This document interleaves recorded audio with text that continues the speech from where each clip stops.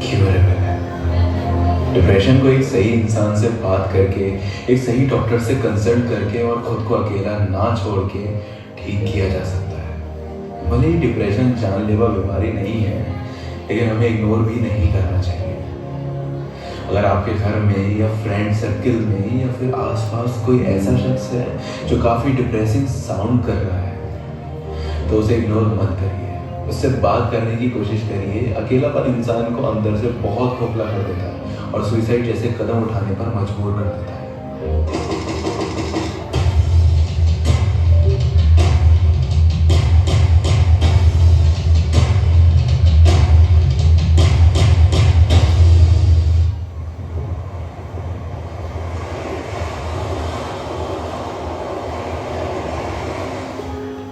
अच्छा आदमी था, है ना? बहुत अच्छा आदमी था। ये बात तुमने कह दी यकीन से या अंदाजे पर? अब कुछ ना कुछ तो कहना बनता था ना उसके जनाजे पर। नहीं कहते तो जमाने को तुम्हारी अच्छाई पर शक हो जाता, और अगर वो सुनता ना तो खुशी के मारे पागल बेशक हो जाता। खैर ये बताओ कि अच्छा ही था तो अच्छेपन का हिसाब क्यों नहीं दिया? वो जब पूछता कि मेरी जिंदगी में गमों के सिवा कुछ बाकी रहेगा या नहीं, और तुम हंसकर कह देते कि यार तू इसके सिवा कुछ और कहेगा या नहीं। काश के जितने बार उसे अलविदा कहा, उसी रास्ते पर रुक कर पीछे मुड़कर देखा होता तो जानते कि तुमसे मिलने के बाद वो कभी घर नहीं गया था। तुम जानते थे ना कि वो हम सब से कुछ दिनों से बड़ा अलग अलग सा, दूर सा रहता था। कहा तो था उसने कि मिलो, मुलाकातें करनी है, जो किसी और से नहीं कही, वो तुमसे बातें करनी है। और तुम ऐसे में जिंदगी कैसे जीनी चाहिए, ऐसी बातें फर्जी भेज कर तुम्हें लगता था कि वो समझ जाएगा। पर वो तुम्हारी चीजों को पढ़कर सोचता था कि मेरे पास ही हंसने की हसरत क्यों नहीं है, एक जिंदगी में मेरे सिवा ही किसी को मेरी जरूरत क्यों नहीं है? जरूरत है।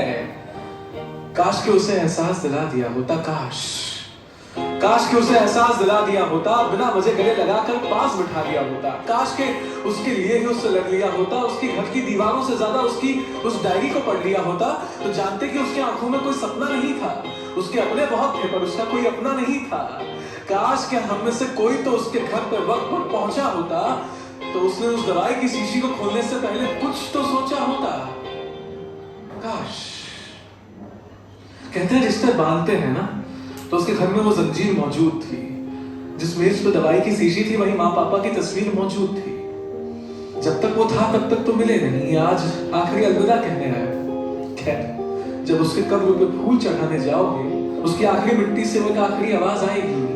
आवाज कहेगी कि मुझ जैसे कई अच्छे लोग आज भी तुम्हारी महफिल में मौजूद हैं। तो अगली बार मेरे जैसा कोई दिख जाए तो उससे बातें करना, मुलाकातें करना, उसका दिल रख लेना, उसके घर जाकर उसे तोहफे देना और उस दवाई की शीशी को खिड़की के बाहर फेंक देना।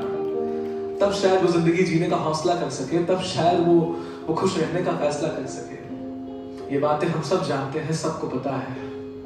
बस आज कहना लाजमी था, ताकि तुम्हें किसी के घर जाकर सफेद लिबास पहनकर ये ना कहना पड़े कि वो अच्छा आदमी था।